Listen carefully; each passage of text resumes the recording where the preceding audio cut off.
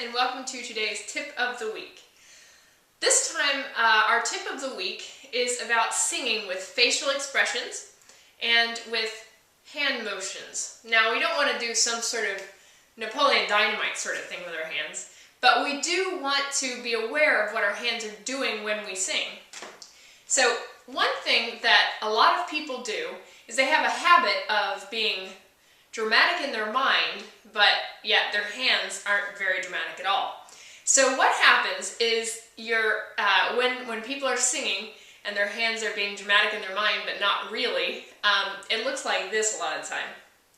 So they'll be singing this very dramatic song, and their hands are doing this little thing down here. So that's why it's a good idea to plan out what your face is going to look like when you're singing, and it's good to plan out sort of what you want to do with your hands while you're singing.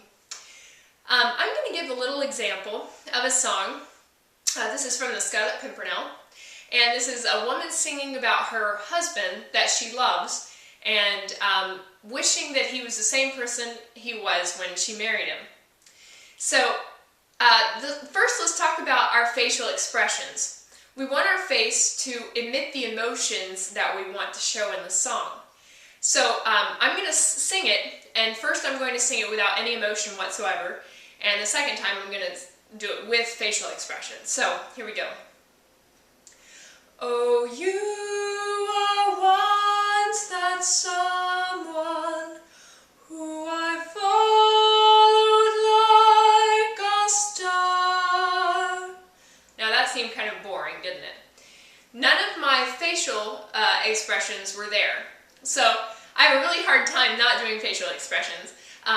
But when you're singing, you don't necessarily want your mouth to be doing all of the work. You don't want it to be smiling and that sort of thing.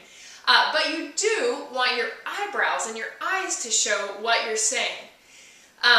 So a lot of what we're going to use to make our face sing about show what we're singing about is we're going to use our eyebrows to do a lot of that. So here it is again with some facial expressions.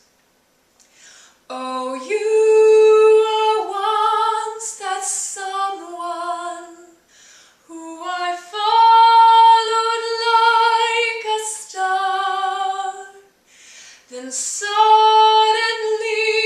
you changed, and now I don't know who you are. Notice that my face not only was showing some emotion, I was also using different reference points for where I was looking. So one of the things is decide where your characters are going to be. So I'm a character and I'm singing about who my husband was and who he is right now.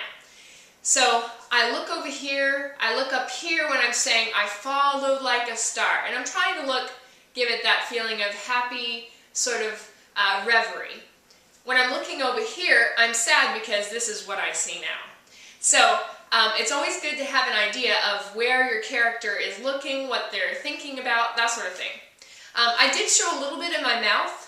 I don't know if you could see it very well on the camera, but I'm trying to look happy here and sad with my eyebrows when I'm saying, and suddenly you changed. Okay, so let's talk about hands. When we do our hands, we want it to follow where we're looking. We want it to sort of express what our face is already expressing. So I'm going to do it again, and let's add some hand motions. Okay. Oh, you are once that someone who I followed like a star. Then suddenly you changed, and now I don't know who you are. Or could it be that I never really knew you from the start? Did I create a dream? Was he a fantasy? Even a memory is paradise for all the fools like me. Now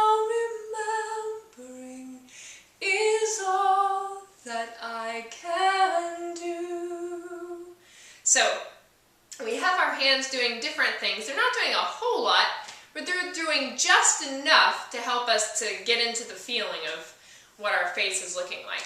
So I hope that was helpful. Basically, the two main tips here are think about what your face is doing. Do it in a mirror. Watch yourself with your facial expressions in a mirror. Watch yourself with what you're going to do with your hands in the mirror.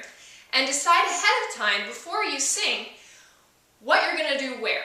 So, anyways, that's the tip of the week, and I hope it was helpful. Thanks.